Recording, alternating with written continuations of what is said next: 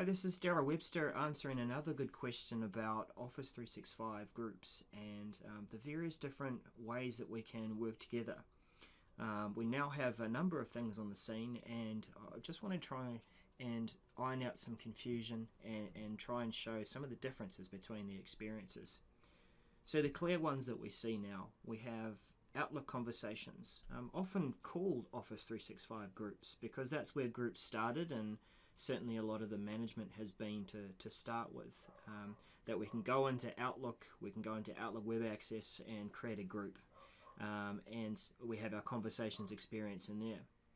We also have Yammer, and Yammer's now been folded into Office 365 groups, and it's going to be leveraging a number of the different services that groups offers as well. That being the SharePoint team site, later on the calendar, and also some Skype for Business integration in there too. And recently we've had Microsoft Teams added, so this is just days ago, and now we have another experience which is also leveraging Office 365 groups. So to try and clarify, what I'm trying to do is show you that it's really about where you start that conversation experience and where you create those groups from. We know that if we create the Office 365 group from Outlook, then we're going to get the Outlook Conversations experience as our default conversation. If we create the groups from Yammer, then soon we're going to be able to have Yammer as our default conversation experience and the other groups services around that.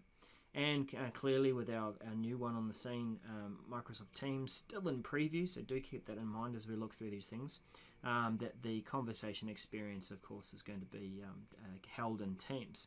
So what I want to do is go through each of these Office 365 groups experiences, because they're all based on 365 groups, and have a look at some of the common things that we might do in a conversation. Of course, creating a message, how we address the group, looking at threaded replies and how we might involve non-members of the group and guests as well. You know, what's available to us there. If we wanted to elevate the conversation to an instant message, or even just see the online presence of people within our group, whether we want to trigger off a meeting. And of course, a common one, which is adding an attachment to the message that we are attempting to send to our group. So we'll go through each of these experiences and try and do a bit of a comparison as we discuss things. So I want to start off by looking at Office 365 groups. Now I've created a group called Ops, short for Operations, and we're looking at our conversation experience in the Outlook 2016 experience here. We also have an experience within Outlook Web Access, so if we do have a quick look at that, that experience is very similar. That within the group we have one column here to be able to look at our conversations that have been posted. So these are all the subjects, and the message or the thread of conversation is over to the body of the message. So within the Outlook experience and Outlook 2016 experience, we can manage our message experience from there. So let's have a quick look at just starting that message. We create a new conversation, and what you'll first of all see is the ops group has been addressed in the to field. So this feels quite familiar to those of us who are using email all the time. So it's not too much of a learning curve. It's very much like addressing a distribution list. So what I'm going to go through is a scenario where I'm welcoming a member to our operations team, and I want to just say, giving it a subject, welcome Matt, welcome to the team, and then I can @mention. So this is again something that we can do within the Office 365 groups experience and conversations, is we can @mention people, and this will allow us to give that highlight that message to Matt within his conversation experience. He can filter it and see that it's addressing him, and it's also doing something that we were doing earlier without this functionality. Some of us were saying someone in the message to at least call out that we are addressing them. So we've got Matt, we've added him there. Now we can attach a file, so that's something that's pretty straightforward. I'll just add the let's just grab that one there. Just it's a document, so I'm attaching that from my team site. That's a cloudy file, as a friend of mine calls it, and so we'll send that through. Now you did see that when I added Matt, that it was giving us also his online status. So we will see that throughout the conversation experience too. So I'll send that off, and we'll see what that experience is like within Outlook. So this is going to operate just like a regular Exchange email message. It'll come through into the shared email box. We're going to see that appear at the top of the conversation thread of there we go, the new messages, and we've got that conversation going there, and I've called out Matt. Now I'm going to just go over to another computer, and I'm going to reply to that message as Matt. And when I'm replying, I'm using reply all because I'm trying to address the whole group. So let's just say thanks at Daryl, and go ahead with that and send that. And we'll see that message come through, and that will be just appearing as a part of that thread in the conversation. We'll see it will appear down here, and we'll also get an alert to say that that new message has come through. So there we have that reply. We've got the message. We can see that Matt is the most recent reply, and we see the people that are involved in the conversation. I can see that he has also mentioned me, so I can see very clearly in that list that that's something that I should give more attention to, because someone's asking a question or mentioning me and commenting rather than just CCing. Now, one thing that I could do, of course, and I probably should have done this as part of the attachment, that rather than sending a cloudy file, I wanted to illustrate how we attach a regular message on our machine. And what has been demonstrated recently at Ignite is the ability to bring those files very quickly into the group files area. So even though I'm attaching this file to that message, when I send that through, I can have the option there to upload it directly to my group's files, so I can go directly to ops. And also when we do get this shortly, we'll get this new experience of viewing our files, even though there are attachments and we haven't saved them specifically to our group's files, that we'll see them there and we'll be able to open up that message. So that's being able to attach a file, being able to create a message. You do see here that there is some threading going on, so there is definitely a threading experience within the Outlook conversations of Office 365 groups. We do see here the online presence, so I can start that conversation with Matt. I can just open up his contact card. I can schedule a meeting with him. I can start an IM, so we could just do that quickly. And we're able to say, oh, hi Matt. And of course this is quite straightforward. We're very used to seeing these sorts of things. So we'll go through and say that's, and then his reply RUP, whatever that is. But there you go. Quite straightforward.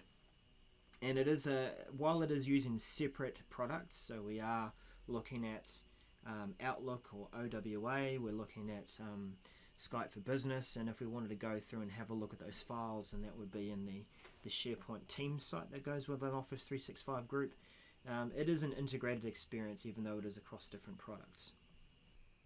And one more thing to discuss or mention too is how we bring that conversation in, or people from outside of our group into that conversation. So I have a public group up here, and that's how I've created the operations group. It has been created public. This means that it is available to people within my organization to participate in. They can discover the group, they can join the group. I can, when I create that reply, so let's just go through and do one of those as well. We'll add that message. As you can see, we can pop things out, so I'd like to just give that full experience. And I might mention someone like Laura Galloway, and she's within my organization, so now I can add her to that message, and she's part of that. One other thing we're able to do now too is invite guest users. So we have to invite them first. We can't just add them to the line, but we do invite them. They get the invite to be part of the group. They sign up with a Microsoft account or an Office 365/organizational account, and they become part of the group experience. So we are able to bring people in to be part of that group conversation. If the group was private, then it would only be available to people within the group. We can't just extend that out to others in our organization. So that is the Outlook Conversations experience of Office 365 groups. Remember, it is Office 365 groups, and we're about to have a look at another experience within Yammer. Now this is Yammer. Currently, it's the conversation experience. It's based in a web browser. It's very much about a social experience, kind of like Facebook, kind of like being able to just post. It has been also described as an enterprise-wide forum.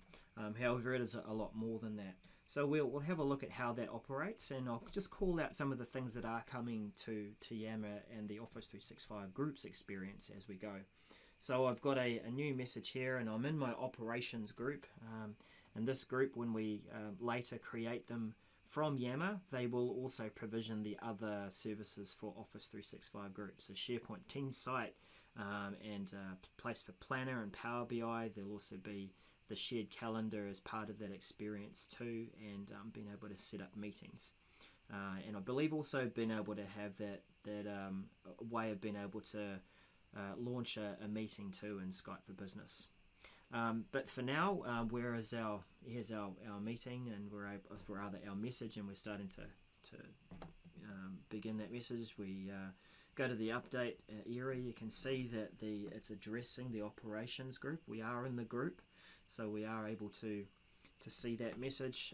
We will just call out Matt and say, welcome Matt to the group, and we'll post that message off. Now that message is part of the top-down feed, so anything new that has been added or replied to bubbles up to the top of that feed, and we read it from there rather than, actually it's the same sort of thing within Outlook, so it's bubbled up to the top. One thing about having these conversations within Yammer is the openness that I want to call out. So while we are in the operations group, if we are a member of that group, or this has been created as a public group, then if we go back to the Yammer home and that main feed that we have as our home page, we've got groups that we're following and we're members of, and so that we can focus on content there that we're just interested in. We can have a look at everything that's throughout our organization. So this is the powerful feature of Yammer, that if I'm interested in just general conversations that are happening, I can have a quick look at this feed occasionally. I can be part of a conversation that's just passing by, but it's in a public group, and I can also discover groups and conversations that may be of interest to me. So a very powerful feature of that. So we're back to our conversation, and let's just reply very quickly from Matt. So we'll do this from another machine.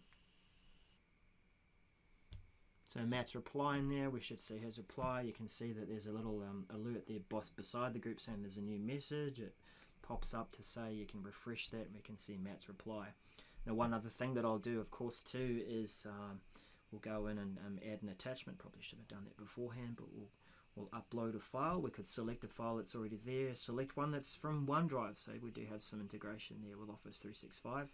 Let's find another file. Let's just add the Microsoft Teams logo. We'll also add a document as well. Okay, found a public document. We'll add that attachment. And as we post that, we'll just say that here's some documents.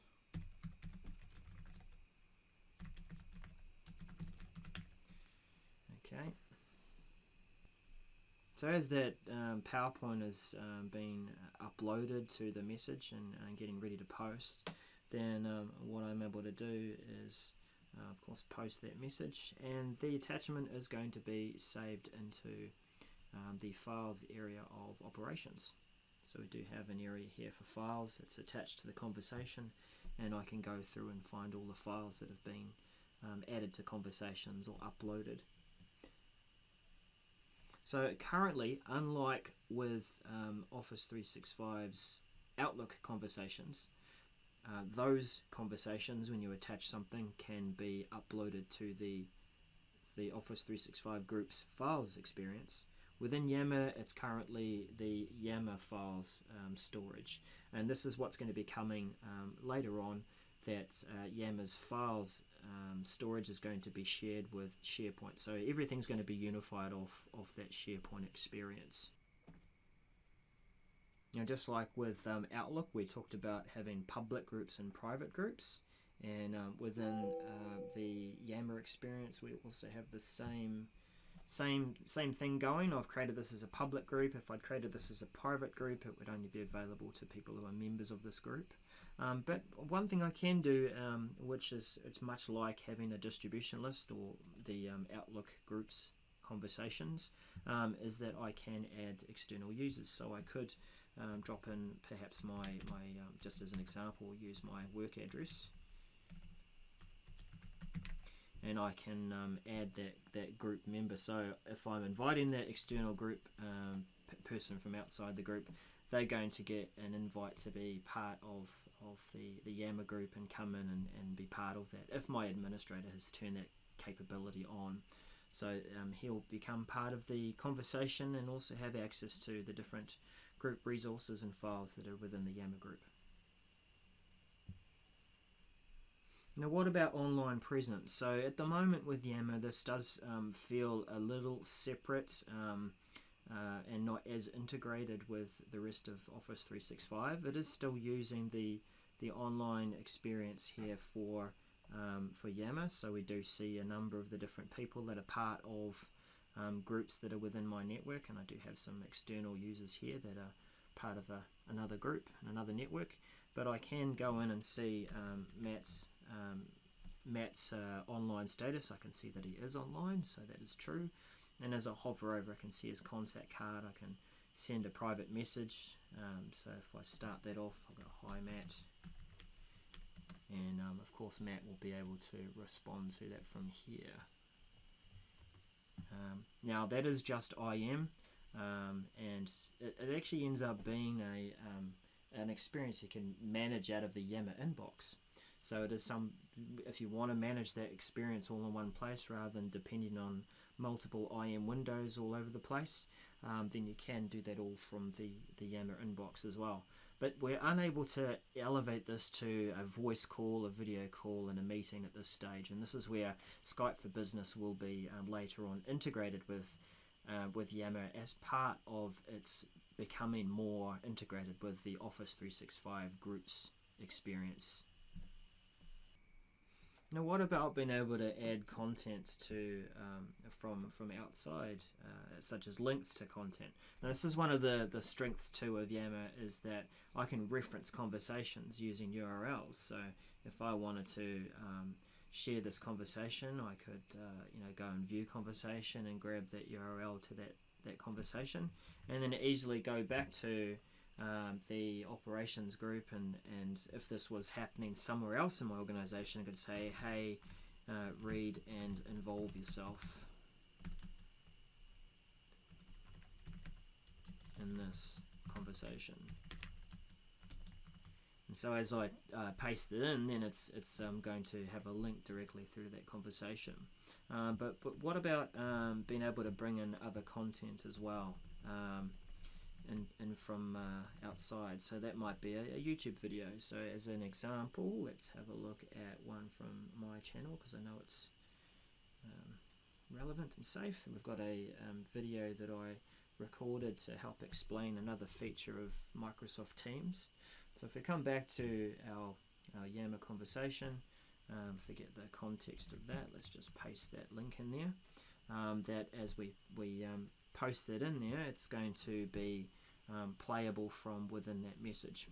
Now this is something that you can do from Outlook as well. If we go back to here and paste that in here. Within the Outlook Web Access experience, actually, we'll go back to new activity and add that to our conversation that's happening. Welcome, Matt. Welcome, Matt.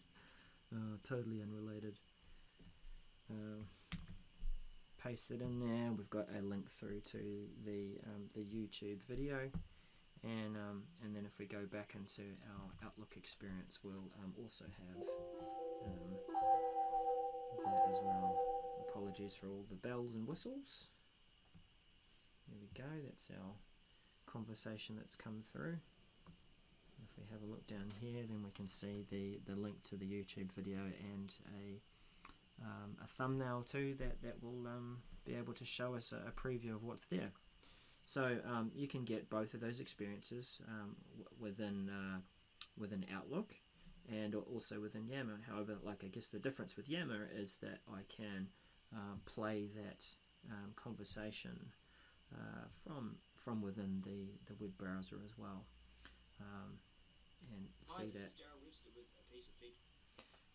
And you can also do that from within here too, I believe, or that, no, that's just going to open up YouTube in a separate tab. So not such a big deal at the difference there, but certainly good that you can bring through that content from outside and from the web, and it'll bring through previews and sometimes allow you to play that content within the conversation, and that's certainly what we can do here from Yammer. So that's Yammer. We have threaded conversations. We have been able to add attachments, bring in external users. The IM experience is there and presence, although there's a few more things that have been added to integrate that better with Skype for Business in the future. File attachments, they do go into Yammer's separate storage, but that's going to be also combined in with the SharePoint team site that's part of the group. And we can reference URLs and bring in internet content. So now we're going to have a look at the Microsoft Teams experience and see that what the conversation experience is like there. So we have our Microsoft team, we've got Matt, we've got our team that's the Webster Tech team, and whenever you create a team, you're creating an Office 365 group, and here's the default channel, which is general. So our conversations experience is very much based on an IM persistent kind of conversation. So we do have a conversation going here. I'm just going to lean on the keyboard just to give you an idea that we can quickly respond. Now notice whenever I want to respond to that conversation that I am using the reply button at the bottom rather than start a new conversation, which is at the bottom of the very bottom of the application itself. That's going to start a new thread. So we can see, yep, I can continue that thread. I can start a new conversation. Here I am, and I can call out Matt again, and ready to give induction. Now in room Sydney, meeting room Sydney. Right, but you know, let's have a look eventually at not necessarily having to do this from a meeting room. Now, what else can I do? Just like with Outlook, I can take this to a more formatable kind of experience with the message, so I can give that message a subject, just like you can with Outlook. So induction format, and I can change things like the color of the font or highlight things, lists. You get the idea.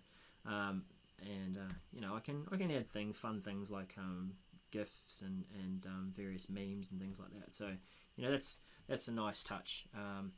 Teams will hopefully get that out of their system and not answer every message with a meme and have a meme off.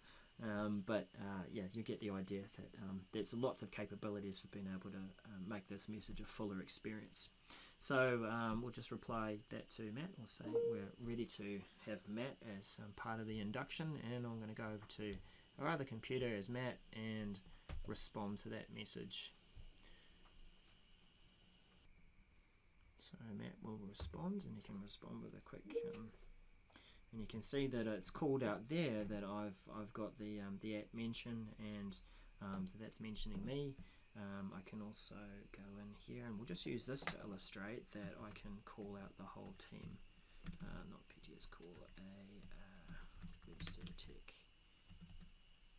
as the team, and there's also the ability to call out the channel too.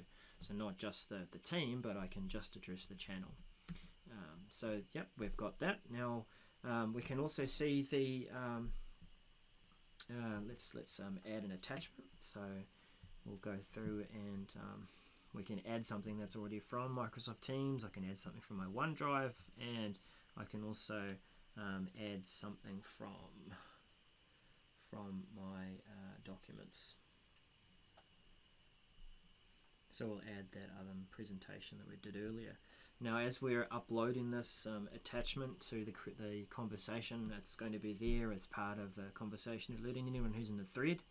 So everyone in Webster Tech that's part of this team.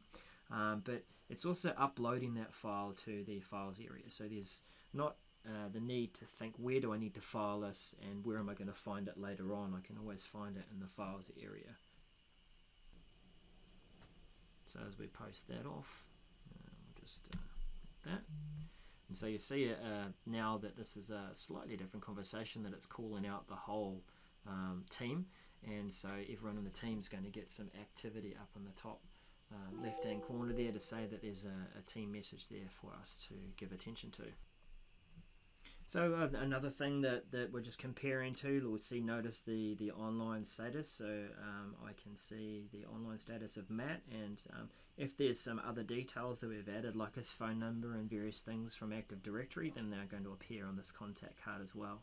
And similar to Skype for Business, that I can start a DM or just a private one-on-one chat with him. I can send an email, I can see the organizational chart, or start a video call with just Matt or audio call. Now, one thing I can do from a Microsoft team, which is a little different to Yammer and the Outlook Experience, is I can start a video call, and that can be immediately with my whole team.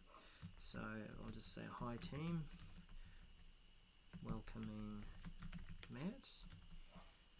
We can choose the camera and just flip that around and meet now.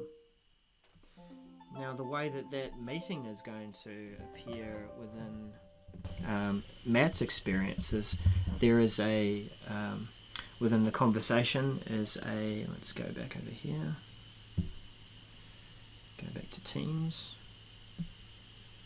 and you'll see that within the within that conversation that I've started, that there is a video meeting going on, and that Matt can join that, and anyone in the team can join that. So they just see that in the thread, they can see how long it's been going, they click join, and so we'll do that from Matt's point of view, and Matt will join, and we'll be able to be part of that call. So that's my hand pretending to be Matt.